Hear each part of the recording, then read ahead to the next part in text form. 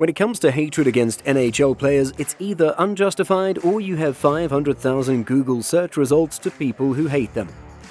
Some people are hated for being crybabies or extra violent, but some are just hated for being too good. Here are the most hated NHL players. Marty McSorley.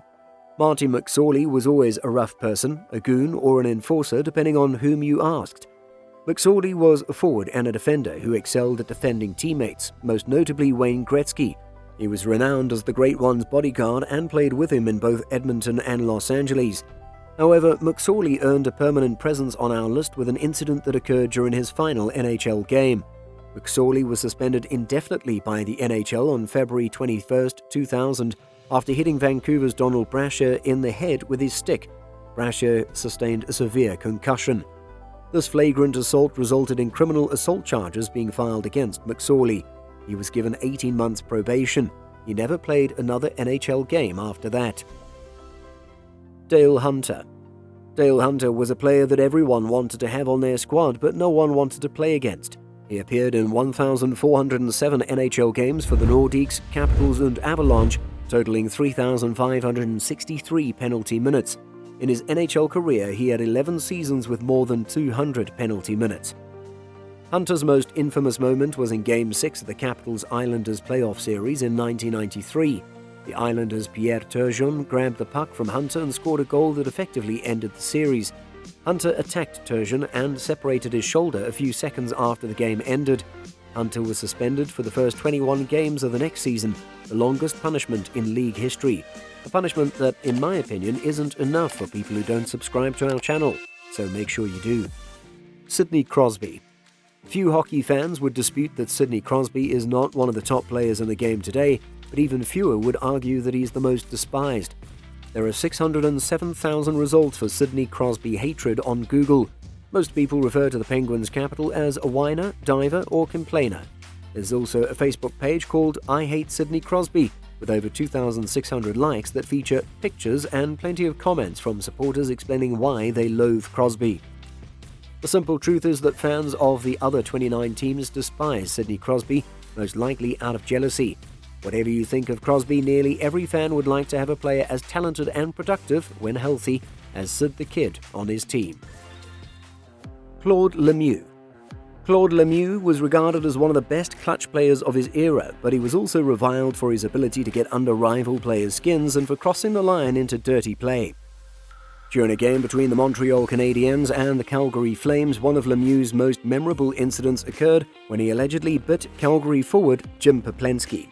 Lemieux checked Detroit's Chris Draper from behind in 1996, causing Draper to crash face-first into the boards. As a result, he suffered a broken jaw, a broken nose, a shattered cheekbone, and a concussion. It also helped to cement an often hostile rivalry between the Avalanche and the Red Wings for the next decade, with Lemieux receiving a 2-game suspension for his conduct. The bottom line was that the Buckingham, Quebec kid was an agitator, a pest, and frequently played rough, but he was prepared to go to great lengths to help his side win a hockey game.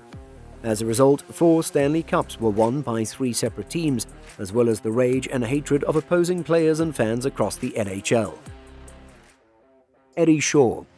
Eddie Shaw enraged 2 generations of hockey players, those who played against him and those who played for him when he subsequently controlled the AHL's Springfield Indians.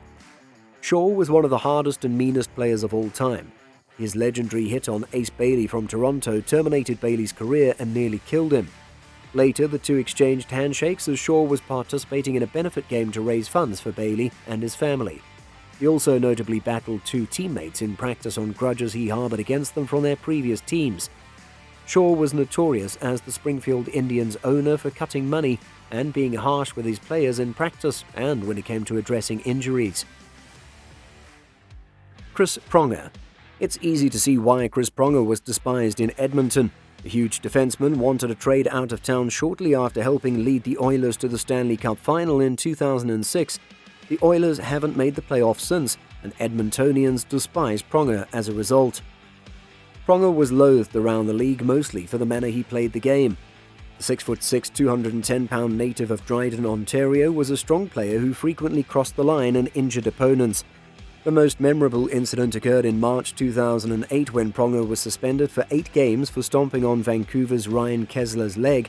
Pronger was also suspended by the NHL twice during the 2007 playoffs, once for a hit on Tomas Holmstrom in the Western Conference Final and again in the Stanley Cup Final for a strike to the head of Ottawa's Dean McAmmond. Pronger was suspended 8 times by the NHL before concussions and other problems jeopardized his career. His career may be finished, but he is still regarded as one of the league's most despised players. Dave Schultz. In the 1970s, no team was more despised than the Broad Street Bullies, and no player on those Flyers teams was more despised than Dave the Hammer Schultz. Schultz and his colleagues elevated fighting and physical hockey to new heights. In 1974 and 1975, they employed intimidation to defeat more talented hockey teams and win back-to-back Stanley Cups. The Flyers became the NHL's first expansion team to win a championship. He detailed how he would prepare for games by imagining confrontations against opponents' top enforcers while remaining in his hotel room. Schultz was not going to be stopped by the rules or the officials. He didn't always win his fights, but he also didn't back down from them. Schultz led the Flyers to their first title in 1973 to 1974, scoring 20 goals and accruing 348 penalty minutes. He viciously beat up Dale Rolfe in Game 7 of the semi-final against the Rangers, giving the Flyers momentum in a 4-3 triumph. A year later, he set an NHL record with 472 penalty minutes in 76 games as the Flyers won their second consecutive championship. Schultz's NHL career ended with 2,294 penalty minutes in 535 games. In 2009, he was inducted into the Flyers Hall of Fame. Matthew Cooke. Cooke was a first-rate agitator and a real annoyance. His strategy is to annoy opposing players and force them to retaliate, resulting in power plays for his team. Unfortunately, Cooke's activities have frequently crossed the line, resulting in fines, suspensions, and even the motivation for a rule change. One of Cooke's most notable hits was a blow to the head of Boston's Mark Savard in 2010. Cooke was not suspended, but the incident contributed to the league's decision to ban head blows. After the Savard hit, some of Cooke's teammates, including veteran Bill Guerin, refused to back him up. Cooke was later suspended for a nasty hit from behind on Columbus's Fedor Tyutin and an elbow to the head of Rangers' Ryan McDonough.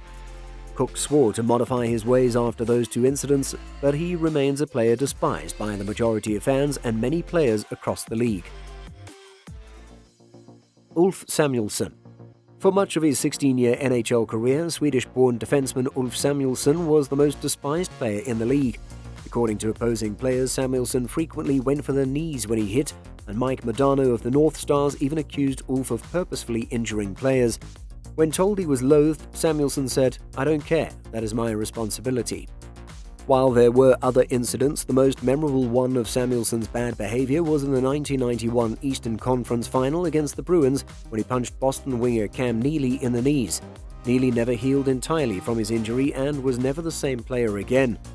It elevated Samuelson, who was already reviled in many towns around the league, to the status of public enemy number 1 among Boston fans. Sean Avery. During his NHL career, Sean Avery was the most despised player. He was despised by fans, opponents, and even some of his teammates at times. He was also despised for his on- and off-ice behavior and attitudes. Avery's most memorable off-ice event occurred in 2008 while he was a member of the Dallas Stars. He summoned the media for an unexpected press conference and said that another player was taking his sloppy seconds for dating one of his ex-girlfriends. As a result, he received a long-term suspension and a league mandate that he seeks counseling. Many of his teammates refused to back him up at that moment. On the ice, Avery led the NHL to immediately amend the rules after purposefully lifting his stick to block New Jersey's Martin Brodeur during a playoff game in 2008. Avery turned away from Brodeur and raised his stick, blocking the goalie's vision. Despite the fact that there was no rule against it, the league instantly labeled it unsportsmanlike conduct. Avery retired after the Rangers demoted him to the lower leagues during the 2011-2012 season. The fact that he was so despised throughout the league most likely contributed to his early demise. If you need more reasons to hate these players, we recommend watching this video about the most gruesome moments of the NHL, and let us know in the comments which player you hate the most.